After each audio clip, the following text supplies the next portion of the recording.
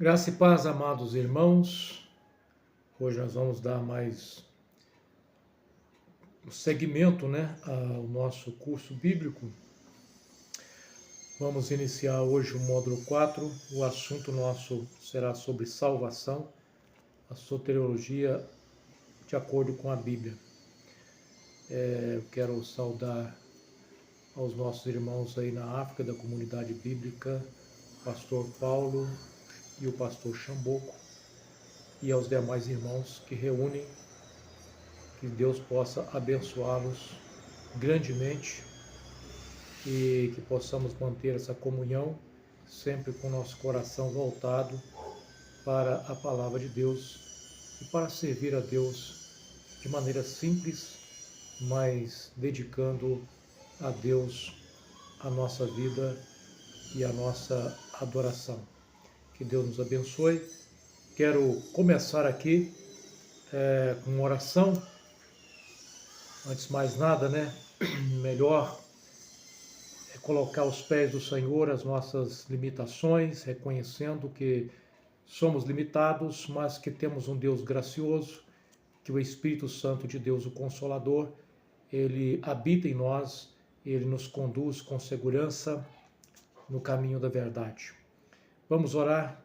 Querido eterno Deus, amado Pai, nesse momento, Senhor, queremos buscar ao Senhor, em prol, Senhor, da bênção sobre as nossas vidas, porque nós reconhecemos as nossas limitações, as nossas imperfeições, Senhor, e não poderíamos deixar de mencionar o sacrifício do Teu Filho, sem o qual, Senhor, nós não teríamos acesso a Ti, e nem, Senhor, acesso à Tua graça.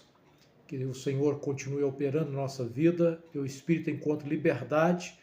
Me dê, Senhor, agora a graça para ministrar, para ensinar acerca da doutrina, da sã doutrina, baseada nas Sagradas Escrituras. Abençoe os nossos irmãos que terão acesso a esses ensinos, que o Teu Espírito trabalhe nas mentes para a compreensão e no coração para a aceitação da Tua verdade. Assim oramos, em nome de Jesus. Amém. Bom, irmãos, vamos começar as apostilas nas mãos aí agora. Vamos começar lendo algumas partes das apostilas e à medida que a gente for lendo, nós vamos aqui tecer alguns comentários a respeito do assunto. Então, nosso assunto é salvação. Nós temos na apostila aí, irmãos, a primeira coisa que nós encontramos na apostila é o seguinte: a pergunta central da fé cristã não é como melhorar de vida. Na verdade, muitas pessoas hoje, eles estão até procurando as igrejas com foco, com o desejo de melhorar de vida. O desejo e o anseio por melhorar de vida é algo bom. Todo ser humano deve buscar melhorar de vida, melhorar suas condutas, seus relacionamentos e assim por diante. Mas a pergunta central da fé cristã não é como melhorar de vida, mas como o pecador pode ser aceito por um Deus santo. Então essa é a pergunta central da fé cristã. Como um pecador pode ser aceito por um Deus santo? Por quê? Porque o grande problema nosso, seres humanos, é com o pecado. E o pecado, diz a palavra do Senhor, que faz separação entre Deus e os homens. Deus, na sua santidade, ele está distante, podemos assim dizer, em relacionamento com o homem por causa do pecado. O pecado faz essa quebra de relacionamento, torna-se o homem, portanto, o pecador, inimigo diante de Deus e, portanto, debaixo da ira de Deus. Então, se a resposta a essa pergunta for errada, nós teremos consequências com relação a isso, consequências sérias. Por exemplo, se a resposta for errada, o evangelho vai ser distorcido. E o que nós não queremos de maneira alguma é viver e ensinar e transmitir um evangelho distorcido.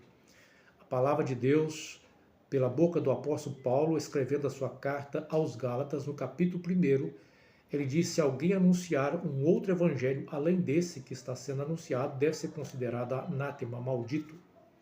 Portanto, nós não queremos, de forma alguma, distorcer o verdadeiro evangelho, mas compreendê-lo e transmiti-lo. Também, se for respondido errado essa pergunta, a consciência das pessoas se tornarão aprisionada. Por falta de uma compreensão real do evangelho, do verdadeiro evangelho, muitas pessoas acabam tendo a sua mente aprisionada a dogmas e conceitos que nada têm a ver com o evangelho. Também a igreja perde a sua base. A sustentação da fé da igreja está no evangelho do Senhor Jesus Cristo. Se a igreja não compreende bem o evangelho, a igreja perde a sua base de sustentação. Então vamos lá. A salvação precisa ser compreendida em termos objetivos e não emocionais. Isso aqui é muito importante, irmãos, porque muitos grupos estão focando as suas mensagens no campo das emoções. Claro que a mensagem cristã, ela toca também as emoções, porque o ser humano, ele tem emoções. Então não tem como nós trabalharmos sem tocar as emoções. Mas as emoções não podem ser alvo ou a preocupação central da mensagem cristã.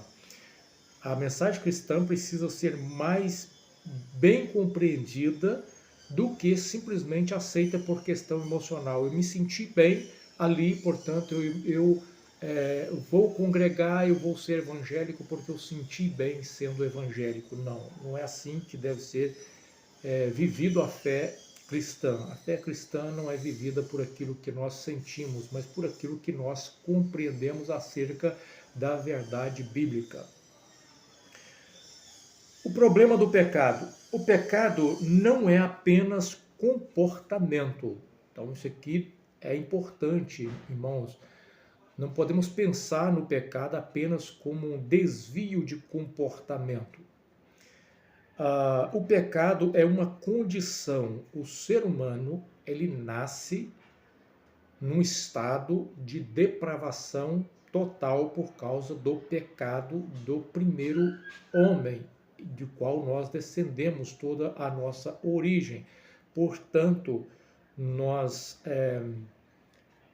estamos em uma condição de pecador e precisamos então de resolver esse problema mediante a fé em Jesus Cristo.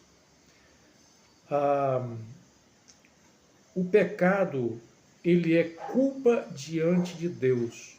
Então, o pecado torna o homem culpado diante de Deus. E todo aquele que é culpado diante de Deus receberá punição por causa da sua culpa. E a separação real. O pecado, como eu disse, separa o homem de Deus. O homem pecador, ele vive separado de Deus em questão de comunhão com Deus, enquanto na prática do pecado, e quando ele morre sem conversão, ele estará eternamente separado de Deus, sem direito algum e sem condição alguma de reverter essa situação. Triste estado do pecador é a ausência ou a separação eterna de Deus. A base para essas afirmações que nós acabamos de ver se encontra em Romanos 3, capítulo 3, versículo 23. Então, Romanos 3, 23, eu vou ler aqui para os irmãos. Romanos 3, 23. Poderia citar aqui de cor, mas eu prefiro aqui abrir e ler para os irmãos. Romanos 3, 23. Romanos 3, 23. Porque todos pecaram e destituídos estão da glória de Deus. Então, qual que é a condição do ser humano? Todos pecaram e destituídos estão da glória de Deus. Algumas versões não alcançaram o padrão de Deus. Em Efésios, Paulo escrevendo sua carta aos Efésios, capítulo 2, versículo 1 ao 3, nós vamos encontrar o seguinte: Efésios, capítulo 2, versículo 1 ao 3. E vos vivificou, estando vós mortos em ofensas e pecados, em que noutro tempo andaste segundo o curso deste mundo, segundo o príncipe das potestades do ar, do espírito que agora opera nos filhos da desobediência, entre os quais todos nós também antes andávamos nos desejos da nossa carne, fazendo a vontade da carne e dos pensamentos, e éramos por natureza filhos da ira, como os outros também. Então o que Paulo está dizendo? Que a condição do homem sem Cristo é de morto, ele está morto espiritualmente. Morto no sentido de que ele está separado de Deus. Separado de Deus, separado da vida de Deus ou da vida eterna.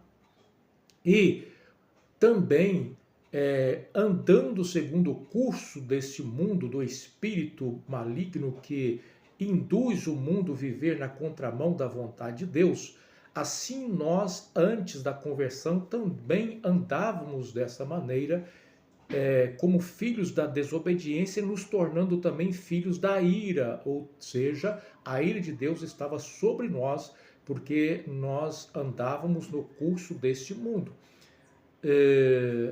E assim que as pessoas sem Cristo se encontram. Então essa é a realidade bíblica do homem, do pecador, sem alcançar a vida eterna.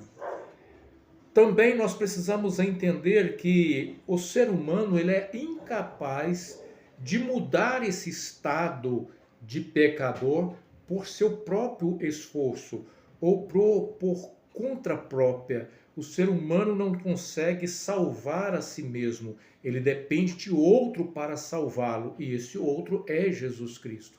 Então o ser humano não se salva por si mesmo. Isso, meus irmãos, é importante porque a doutrina da evolução espiritual baseada na reencarnação vai na contramão do que afirma a palavra de Deus, de que o homem ele é incapaz de se salvar a si mesmo. Romanos capítulo 8, versículos 7 e 8, diz assim, Romanos 8, 7 e 8. Portanto, a inclinação da carne é inimizade contra Deus, pois não é sujeita à lei de Deus, nem em verdade o pode ser. Portanto, os que estão na carne não podem agradar a Deus. Então, os que estão na carne não podem agradar a Deus. Nós temos também aí a outra citação, que é Efésios capítulo 2, versículo 8 e 9, que diz que a salvação é obra da graça de Deus, porque pela graça sois salvos mediante a fé. Isso não vem de vós, é dom de Deus. Não vem das obras, para que ninguém se glorie. Então não é o ser humano fazendo e praticando boas obras, boas ações, que ele vai ser salvo. Ele só é salvo pela operação da graça de Deus e pela fé em Cristo Jesus. Isso elimina qualquer forma de mérito humano. A teologia cristã sempre afirmou a incapacidade total do homem caído em relação à salvação. Aplicação pastoral. O pastor deve evitar minimizar o pecado.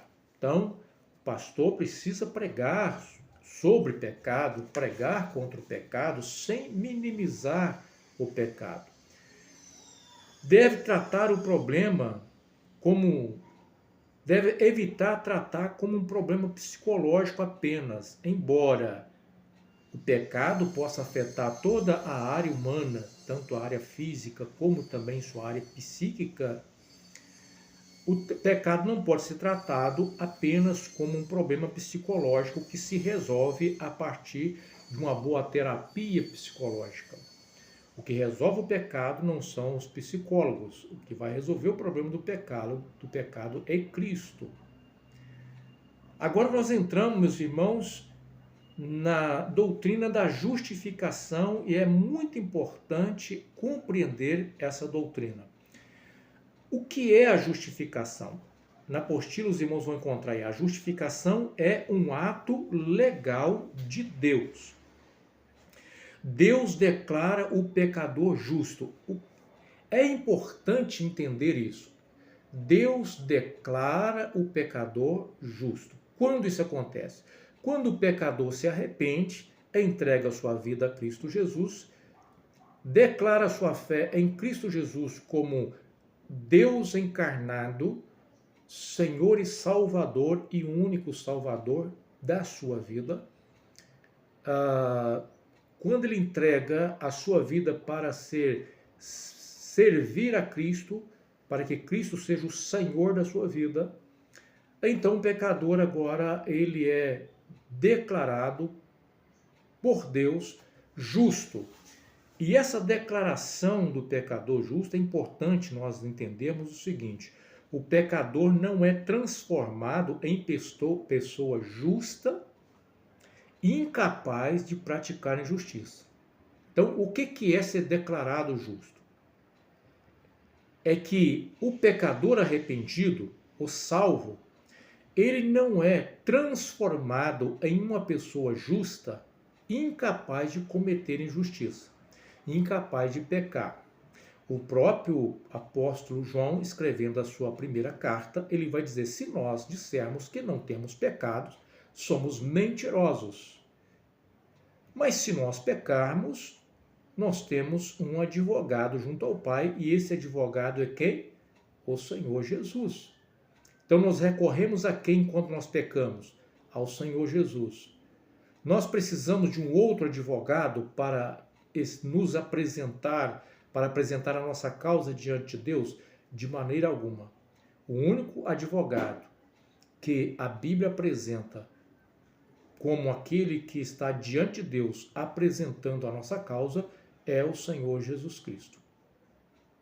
Então, o salvo, ele é declarado justo pela justiça de Cristo. Então, pela fé que ele declarou em Cristo, ele é declarado por Deus justo. Mas por quê? Por causa da justiça dele? Não, por causa da justiça de Cristo. É Cristo quem nos justifica. É a nossa fé no sacrifício de Cristo que faz com que Deus nos declare justo pela justiça de Cristo. Quando isso é compreendido, nós entendemos que a nossa salvação não é mérito nosso, mas é por causa dos méritos de Cristo. Romanos, capítulo de número 5, nós encontramos a seguinte afirmação. Romanos 5, versículo 1. Sendo, pois, justificados pela fé, temos paz com Deus por nosso Senhor Jesus Cristo. Então preste atenção. Como é que nós somos justificados? Pela fé por meio de Jesus Cristo. Ou seja, pela fé em Jesus Cristo, nós somos justificados e alcançamos paz com Deus. O que éramos antes inimigos de Deus, quando andávamos no curso desse mundo, longe da vontade de Deus, fazendo aquilo que era a vontade da nossa própria carne, nós éramos considerados inimigos, mas Cristo nos reconciliou com Deus e, portanto, agora o pecador arrependido, salvo em Cristo, descansa sua alma na paz que vem de Deus. Romanos capítulo 3, versículo 24 ao 26, nós encontramos assim, diz a santa palavra de Deus: porque todos pecaram e destituídos estão da glória de Deus, sendo justificados gratuitamente. Então, a salvação é obra da graça de Deus. Nós somos justificados gratuitamente pela sua graça, pela redenção que há em Cristo Jesus, ao qual Deus propôs para propiciação pela fé no seu sangue, para demonstrar a sua justiça pela remissão dos pecados dantes cometidos sob a paciência de Deus, para demonstração da sua justiça nesse tempo presente, para que ele seja justo e justificador daquele que tem fé em Jesus Cristo. Então, Deus justifica aquele que tem fé em Jesus Cristo, aquele que tem fé no sangue de Jesus. O que isso significa? Significa que você precisa ter fé no sacrifício vicário de Cristo, que aquele sacrifício de Cristo é poderoso para redimir a nossa vida. Então, a base está nesses dois versículos, Romanos 5:1 e Romanos 3:24 ao 26, está a base da nossa justificação. Agora, o fundamento, a justiça não vem do homem. Eu acho que já ficou bem claro no que nós acabamos de falar e ler. Vem de Cristo e é imputada ao crente. A correção de erro comum. Primeiro erro que deve ser evitado, dizer que Deus justifica o pecado. Ora, Deus não justifica o pecado. Deus justifica o pecador. Deus não justifica o pecado. Dizer que Deus justifica o pecado seria como se Deus estivesse aprovando o pecado, tirando a consequência do pecado, tornando o pecado algo normal a ser vivido. Então não é isso que Deus faz. Deus justifica o pecador arrependido que crê em Jesus Cristo. A doutrina da justificação pela fé foi central na reforma protestante. Aplicação pastoral. O pastor deve ensinar segurança em Cristo e não em desempenho. O que isso significa? O pastor precisa ensinar que a nossa segurança, a segurança da nossa salvação, não está em nós e no nosso desempenho, no quanto nós dedicamos a nossa vida a Deus. Não. A segurança da salvação está na obra de Cristo, na fé em Cristo, na nossa permanência em Cristo e na sua palavra. E a obra perfeita de Cristo nos garante a salvação. Quando isso não é compreendido, o homem vive uma vida de frustração espiritual e de medo constante. Por quê? Porque por mais fiel que nós procuramos ser, obedecendo a palavra, em algum momento nós vamos cometer uma falha. E aí as pessoas começam a pensar que já perderam a sua salvação, que estão perdendo a sua salvação e começam a viver uma vida sem paz em Cristo Jesus.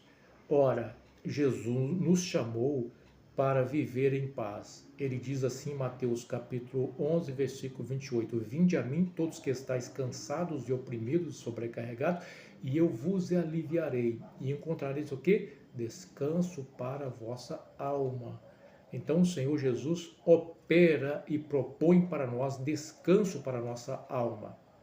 Se nós não compreendemos a salvação em Cristo Jesus, vivemos sem descansar a nossa alma, porque vivemos querendo firmar a nossa salvação nos nossos atos, nos nossos próprios méritos. A santificação. A santificação é um processo contínuo de transformação.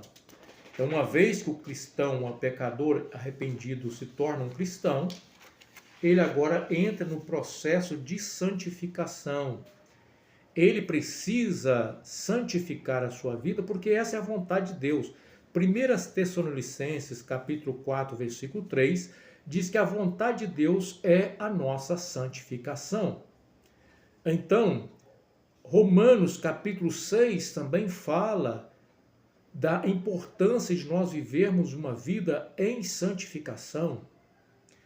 Então, meus irmãos, precisamos do equilíbrio com relação a esse assunto.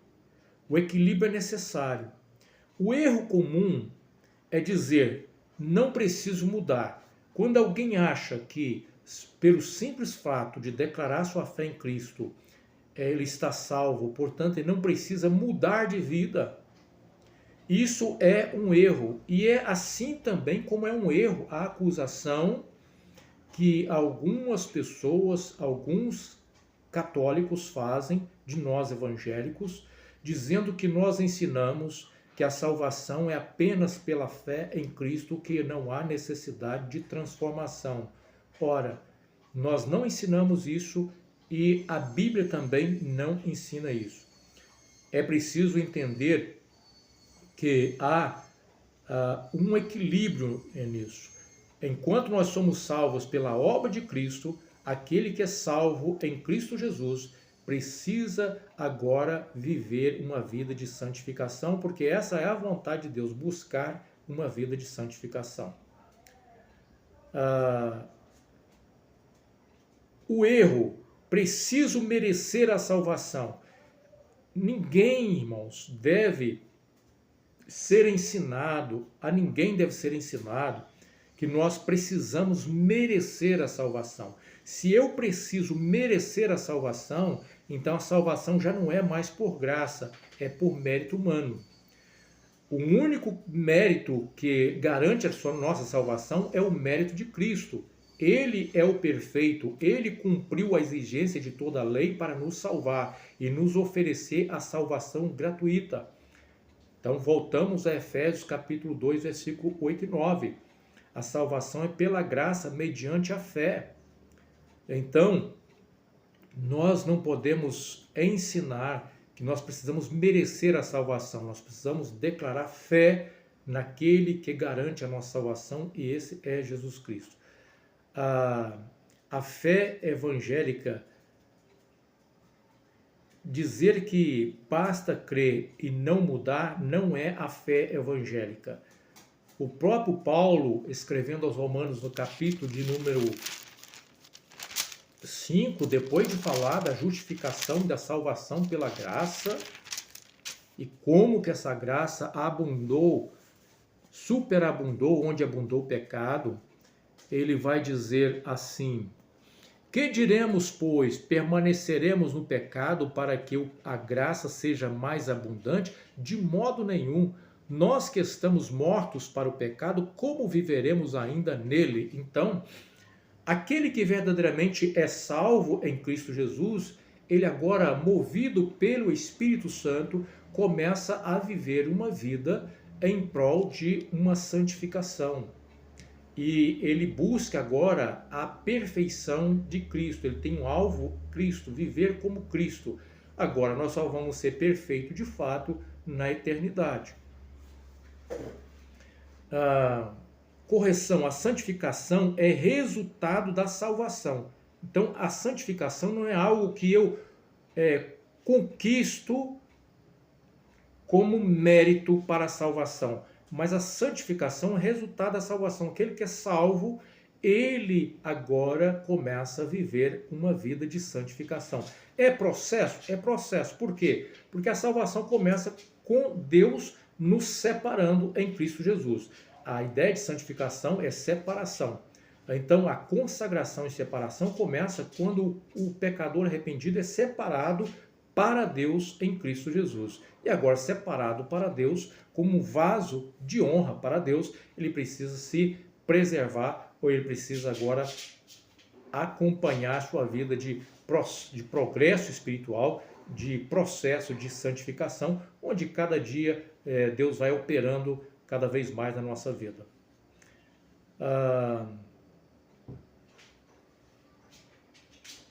A natureza do pecado. a santificação envolve a ação de Deus, pois é Deus que opera em nós, pela graça, pelo Espírito de Deus, e também a salvação envolve a resposta do homem. O que significa? Significa que Deus, ele age na nossa vida para nos santificar. Mas essa santificação acontece mediante a resposta humana de fé. Ou seja, nós precisamos responder à graça operante em nós pela fé. Por isso, podemos dizer que esse processo de santificação, ele é um processo de um sinergismo. Quer dizer isso? Há uma certa cooperação que depende da graça de Deus. O homem não busca a Deus por conta própria, mas porque Deus o moveu para isso.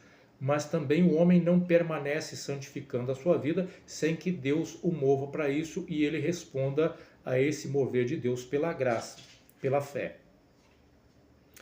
A teologia clássica descreve isso como cooperação dependente da graça.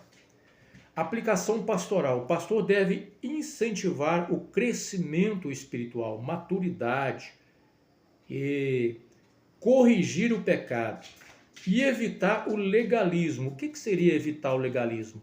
Quando o pastor começa a dar ênfase demais na proibição, dá ênfase demais naquilo que se proíbe e suas consequências, e deixa de enfatizar a graça de Deus, a mensagem acaba se tornando uma mensagem legalista. E esse é o grande erro. É preciso falar do pecado, contra o pecado, mostrar a seriedade do pecado, mas enfatizar a graça salvadora de Deus que alcança o pecador em qualquer circunstância. Segurança da salvação, base bíblica para a segurança da salvação. Evangelho de João, capítulo 10, nós temos assim, irmãos.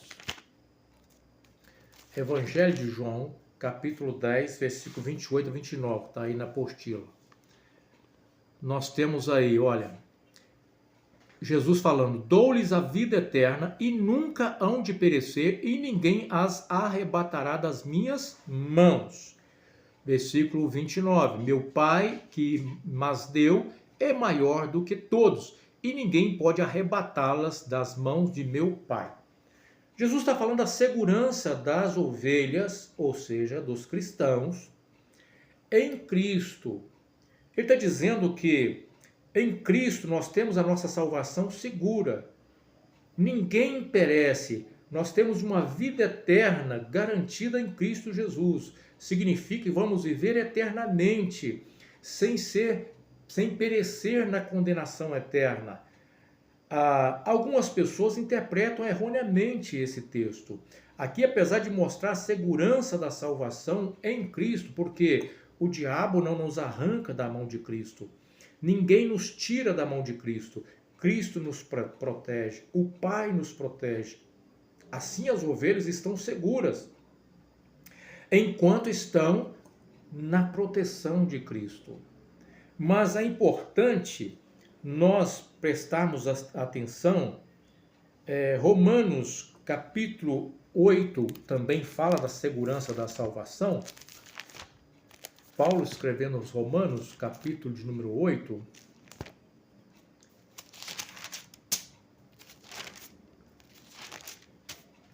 versículo 1 diz assim: portanto, agora nenhuma condenação há para os que estão em Cristo Jesus. Então, nenhuma condenação há para os que estão em Cristo Jesus. Então, preste atenção nessa palavra, estão em Cristo Jesus. Então, o que garante a nossa salvação? A nossa permanência em Cristo Jesus. Quem é que nos tira de Cristo Jesus? Somente nós mesmos. Se nós decidirmos abandonar a nossa fé em Cristo, aí nós já não temos mais a proteção de Cristo. Isso está corretamente de acordo com a própria fala de João, na sua primeira carta, no capítulo de número 5, versículo 11, nós encontramos assim, olha: e este é o testemunho, Deus nos deu vida eterna. Então, João está dizendo que aos cristãos, Deus nos deu vida eterna. E essa vida, que vida? A vida eterna está em seu Filho. Então, a vida eterna está em seu Filho. Deus nos deu a vida eterna. Quando é que Deus nos deu a vida eterna? Enviando o seu Filho. Então, Cristo é a vida eterna. A vida está em Cristo Jesus. A vida eterna está em Cristo Jesus. Quem tem o Filho tem a vida. Quem não tem o Filho de Deus não tem a vida. Então, ter a segurança da salvação é ter Cristo, é ter o Filho. E na própria carta, agora no capítulo de número 2, versículo 28, João diz assim: agora, filhinhos, permaneçam nele, para que quando ele voltar, estejamos confiantes. Então, ao mesmo tempo que João está dizendo, quem tem o Filho tem a vida, porque o Filho é a vida eterna. Então, quem tem o Filho tem a vida eterna. Isso está de acordo com o Evangelho que nós lemos. Mas ele vai dizer da necessidade de nós cristãos permanecermos em Cristo. Quem permanece em Cristo tem a vida eterna garantida. Não por causa do que ele faz para garantir, mas da sua fé declarada permanentemente em Cristo Jesus. Então a nossa segurança está na nossa fé em Cristo Jesus. Isso pode ser fortalecido ainda mais? Pode. Nós vamos para Evangelho de João, capítulo 15, nós vamos encontrar lá a seguinte expressão, assim: eu sou a videira, vós as varas, quem está em mim e eu nele, esse dá muito fruto, porque sem mim nada podeis fazer. Se alguém não estiver em mim, será lançado fora, como a vara, e secará, e os colhe e lança no fogo e arde. E se vós estiverdes em mim, e as minhas palavras estiverdes em vós, então aqui nós temos aqui, né? O que é estar em Cristo? A palavra de Deus tem que estar também no nosso coração. Pedireis o que quereis e vos será feito. Depois, se guardardes os meus mandamentos e permanecereis no meu amor, do mesmo modo como que eu tenho guardado o mandamento do meu Pai, permaneço no seu amor. Então, o que nós temos aqui? No versículo 4 do Evangelho de João, capítulo 15. Estai em mim e eu em vós. Estai em mim e eu em vós. Então, é necessário estar em Cristo. É necessário permanecer em Cristo. Essa é a grande lição para a segurança da salvação. Permanecer nele que é em Cristo. Portanto, a segurança da nossa salvação não está em nós, não está no crente, mas está em Cristo. A atenção bíblica a Escritura também adverte a possibilidade de uma apostasia real, ou seja, de pessoas salvas por Cristo ainda se perderem numa apostasia. Por que isso acontece? Porque a pessoa pode, em algum momento, abrir mão da sua fé, resistir à operação da graça, resistir à operação do Espírito e não querer mais ser cristão. E aí ele entra no campo da apostasia, troca a sua fé cristã por outros ensinamentos contrários à vontade de Deus e entra no campo da apostasia. E a apostasia é a perda da salvação, conforme nós encontramos em Hebreus 6. Nem todo, agora é bom entender essa questão, irmãos. Nem todo religioso é salvo. Existe dentro das igrejas, e todas as igrejas cristãs, existe pessoas que são salvas e pessoas que não são salvas. Então nem todo religioso é salvo. Outra coisa, nem todo salvo é eleito. Por quê? Porque há salvos que se apostatarão por recusar a graça. Há pessoas que vão experimentar a fé, vão experimentar a salvação em Cristo no início, vão começar muito bem, mas depois vai se apostatar. Então, significa o quê? Significa que ele não é eleito, porque o verdadeiro eleito é aquele que permanece crendo em Cristo até o fim. O verdadeiro eleito persevera. O falso convertido ou infiel, em algum momento da caminhada, vai se revelar. Essa distinção é amplamente reconhecida na teologia arminiana clássica. Aplicação pastoral. O pastor deve evitar a falsa segurança. O que é a falsa segurança? Colocar uma segurança da salvação cristã apenas dizendo assim, você já aceitou a Cristo, agora você não precisa se preocupar com mais nada, você não precisa buscar santificação, você não precisa transformar a sua vida, não precisa nada disso, porque você já creu em Cristo, levantou sua mão um dia, você já está com a sua salvação garantida. Essa é a falsa segurança. Não é assim que funciona na palavra de Deus. Mas também o pastor deve evitar o medo constante, pregar um evangelho que torne a pessoa, o salvo, em constante medo, como se ele estivesse nunca preparado para encontrar com Deus. Como sempre estivesse em dívida com Deus e não tivesse em condição de encontrar com Deus e ser salvo. Quando o cristão não entende que é os méritos de Cristo e a obra da graça, ele vive nesse medo constante de morrer e não ser salvo. Não tem segurança, salvação. Então o pastor precisa saber ensinar corretamente o evangelho de maneira que não cause um medo inconstante nos salvos e nem também transmita uma falsa segurança. Arrependimento e fé. Arrependimento. O arrependimento não pode ser confundido com emoção, não é apenas emoção. Toca as emoções, claro. Aquele que ouve o evangelho também toca as emoções. O ser humano é um ser emocional, é dotado de emoção. Então, é evidentemente que o evangelho toca as nossas emoções. Mas o arrependimento não pode ser baseado em apenas um sentimento, apenas em emoção. Alguém chorou muito num culto e aí converteu ali porque ele chorou muito naquele culto. Ele converteu ali porque ele sentiu algo assim extraordinário naquele culto. Não. É preciso que haja uma mudança de mente, de direção. A verdadeira conversão envolve arrependimento, e arrependimento envolve mudança de mente, de compreensão, de pensamento a respeito da condição humana de pecador e da salvação em Cristo.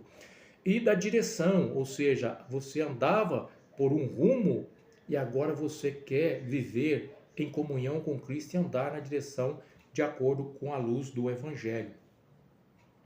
A fé não é sentimento. A fé não é sentimento, mas é convicção baseada na verdade. Existe, por exemplo,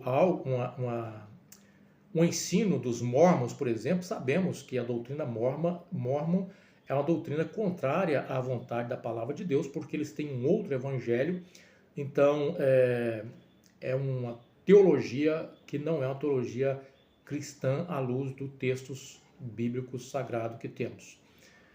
Então, o que eles fazem? Eles apresentam as suas escrituras e pedem para as pessoas pedir confirmação de Deus, sentindo no coração. E a pessoa às vezes já está envolvida naquela coisa toda e ele sente alguma coisa diferente no coração e ele entende que Deus está confirmando aquela crença. E aí ele confunde fé com sentimento. A fé é uma convicção baseada na verdade. Que verdade? À luz das Escrituras. Marcos capítulo 1, versículo 15, assim, arrependei-vos e crede no Evangelho. Então a fé envolve arrependimento e crença no Evangelho. Não é crença em dogmas diferentes do Evangelho, é crença no Evangelho. Erros comuns. Pregar uma fé emocional. Arrependimento superficial, baseado apenas em emoções. Decisões sem transformação. A pessoa levanta a mão, diz que aceitou a Cristo, já é batizado naquele momento ali, sem que haja nenhuma transformação de vida. Aplicação pastoral. O pastor deve evitar a manipulação. O que é isso? O foco da nossa pregação não deve ser as emoções. Produzir bem-estar, ou seja, pregar uma mensagem para produzir bem-estar naquele que está ouvindo. O foco da verdadeira pregação do Evangelho não é proporcionar bem-estar. Em algum momento vai proporcionar bem-estar, em outro ela vai nos confrontar, pelo contrário, vai até nos incomodar. E é aí que muitos até rejeitam o Evangelho, porque confronta o seu pecado, confronta, né, a sua incredulidade, e aí muitas vezes sente incomodado e não se arrepende. Também a pregação do Evangelho não deve ser para produzir medo. Não devemos usar o texto bíblico de maneira errada para pregar o Evangelho, manipular textos para fazer com que as pessoas estejam conosco no nosso grupo, na nossa comunidade. Devemos pregar o Evangelho. E Cristo vai operar, o Espírito Santo vai operar e vai salvar as pessoas. Buscar entendimento real. O pastor precisa buscar entendimento real do que é a doutrina bíblica à luz da palavra. Pregar o texto bíblico com fidelidade. E acompanhar as conversões. A pessoa aceitou a Cristo hoje, ou diz que aceitou a Cristo. Vamos ver se realmente ela aceitou a Cristo. Porque se ela aceitou a Cristo, ela vai mostrar que houve de fato a conversão genuína pelos frutos. Por aquilo que ela vai demonstrar a partir de então. E o pastor precisa acompanhar essas transformações. Conclusão, salvação não é construída pelo homem, a salvação não é construída pelo homem, não parte do homem para Deus, parte de Deus para o homem. A salvação é recebida pelo pecador, recebida pelo homem pela fé. Nós apenas recebemos a salvação pela fé, ela não é construída pelo homem. Mas nunca permanece isolada. O que isso significa? Que a salvação é recebida pela fé, mas ela produz transformação. O ser humano precisa mostrar, pelos seus atos, o resultado dessa transformação e dessa salvação recebida. Aqui nós encerramos com a frase-chave: a graça que salva é a mesma que transforma. Que Deus abençoe os irmãos, continue aí servindo ao Senhor com alegria, buscando aprender a simplicidade do Evangelho e transmitindo com segurança o Evangelho àqueles que não conhecem. Que Deus abençoe os estudos, irmãos.